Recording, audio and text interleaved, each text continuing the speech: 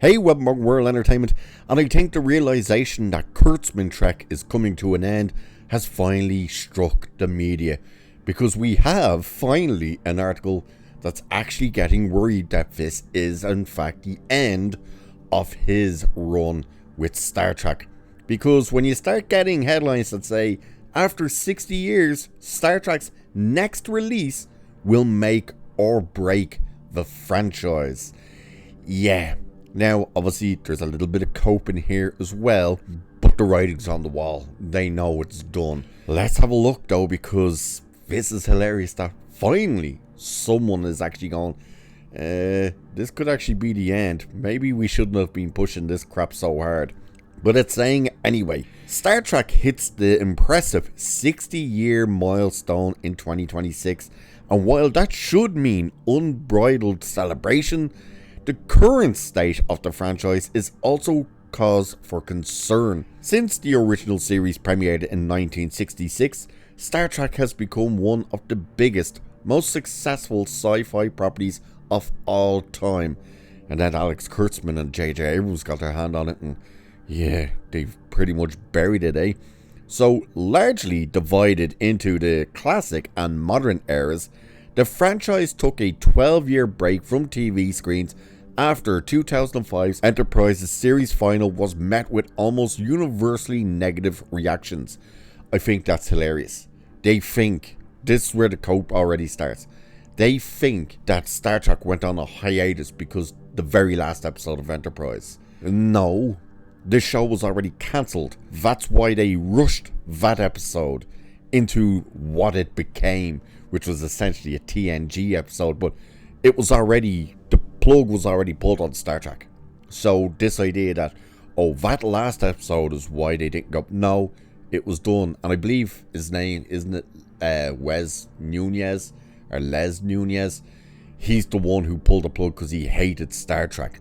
But this continues saying, since the space opera was revived with Discovery in 2017, that's right people, Kurtzman has been around with this since 2017. It's been hard to tell how the new Star Trek projects will perform until they're out in the open. And even then, people, they still don't actually tell us. We can see numbers on the likes of the Nielsen charts and stuff, and of course the Paramount chart itself now kind of gives some things away when it comes to, oh look, it charts at like number 8 for 24 hours and then it's gone. But in terms of how it's actually doing, yeah, the only time you really get those numbers is when they give it to you for free, whether it's on CBS or whether it's on YouTube and we see it crater. So, this continues saying, certain years since the revival have been denser with new Star Trek than others. 2023 was an especially stacked period for Trekkies, with new episodes of Picard, Strange New Worlds, Lower Decks, and Prodigy. That all was in 2023. By comparison, 2026 looks void of activity.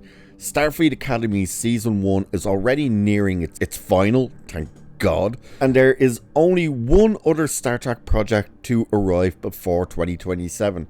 If that doesn't do well, the modern era could be set for disaster.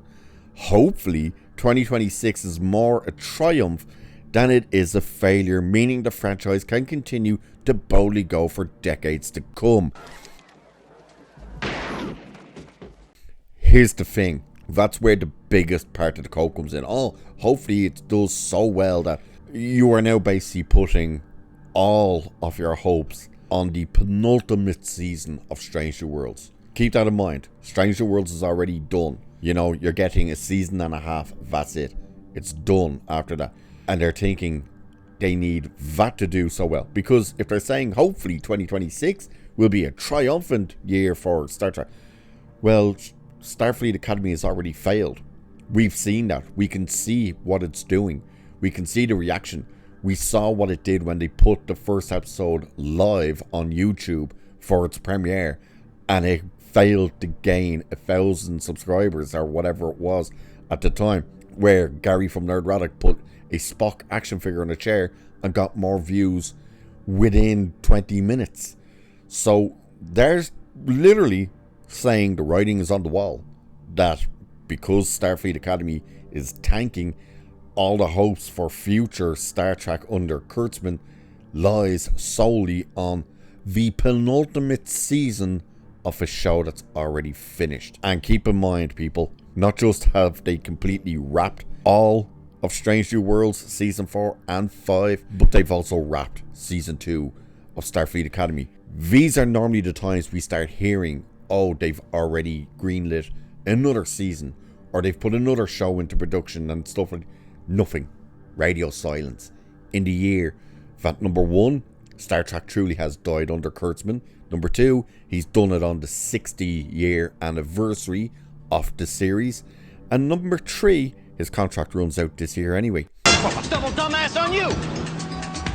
So it's saying Discovery was heavily criticised for its serialized storyline and its focus on Shaniqua Martin Green's Michael Burnham as a main character.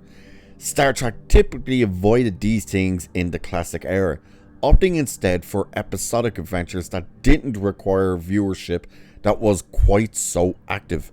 Also, ensemble casts shared the storylines more equally, so when Strange New Worlds premiered in 2022, the immediate prequel to the original series went down a storm. No, it didn't. Unless you mean Crash and Burned, in which case, yeah. It returned to the classic Star Trek formula, and fans loved it. Here's all this cope again. Unfortunately, attitudes started to soar in season 2 and 3 when the show was perceived as relying too heavily on gimmicky storytelling and inaccurate representations of established characters. All of that is correct, especially when you have singing episodes and stuff like that. But the fact that they're trying to say return to the classic formula, no, it didn't.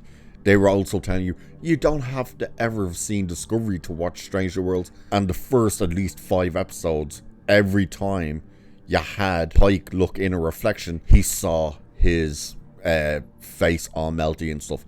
And then, of course, the very last episode of the first season, what did they do? They remade Balance of Terror, but where Pike was in charge. It was ridiculous. So, yeah, they've destroyed it. The show didn't get worse, it absolutely did. It just tried new things to avoid feeling like a rigged, soulless rehash of the older Star Trek shows. Still, this was enough to ruffle more than a few feathers of long-standing Trekkies. Strange New Worlds still has a decent reputation, but there are those waiting to pick on every little detail that they don't personally approve of. While the show is now immune to being cancelled due to the final 2 seasons already being shot, a poor reception for season 4 would be very bad news for season 5 and any other Star Trek shows that may follow. So, what way do we want to look at this? Well, season 5 isn't a full season. It's only 6 episodes. That's all they gave them. They wanted 10, and Paramount went, no, we'll give you 6. Take it or leave it. And they tried to push it then to 8, and they're like, you'll get 6, and if you push again, we'll knock it down even more to 4. So they took the 6 episodes. So them saying it's immune to being cancelled, but it's already pretty much cancelled because they're calling it a day on it.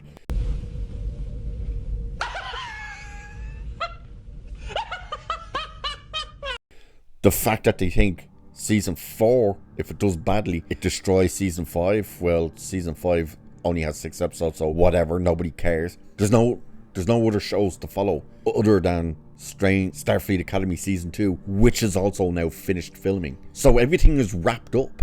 So it's like, where do they go from here? What do they do after this? And the question is, the answer is simple: nothing.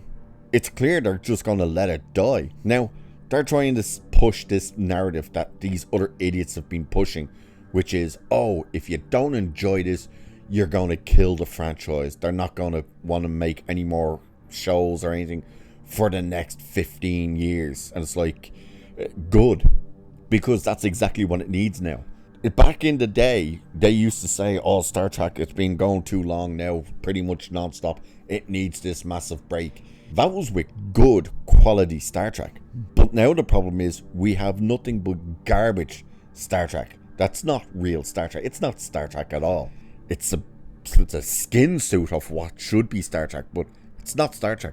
It needs to go away. It needs to go away for a hell of a long time, so everyone can get the bad taste of Kurtzman Trek out of their mouth. The fact that they are trying to put all of this hope on season 4 of a show that's already finished to continue Star Trek is ridiculous. Especially seeing as season 3 was received so piss poorly, and with how bad Starfleet Academy is being received, that will filter down into the next season of Strange New Worlds, where we already know there's going to be puppet episodes. So why do they think it's going to work this time around? Especially when the creators and people involved with creating Strange New Worlds Season 3 have turned around and said, yeah, it wasn't our best season, we kind of got things wrong on that one. And the first thing you do is announce your new season by going, oh yeah, here's a trailer. Oh look, it's puppets.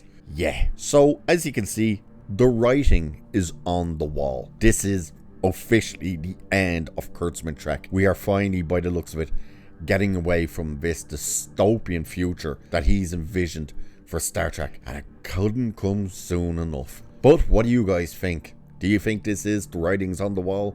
Do you think this is media cope to try and say, well, no, you gotta like all the new Star Trek? Let me know what you think about it all, and what do you feel about all of this pressure being placed on the head and shoulders of a show that ends with 6 episodes after its next season. Let me know.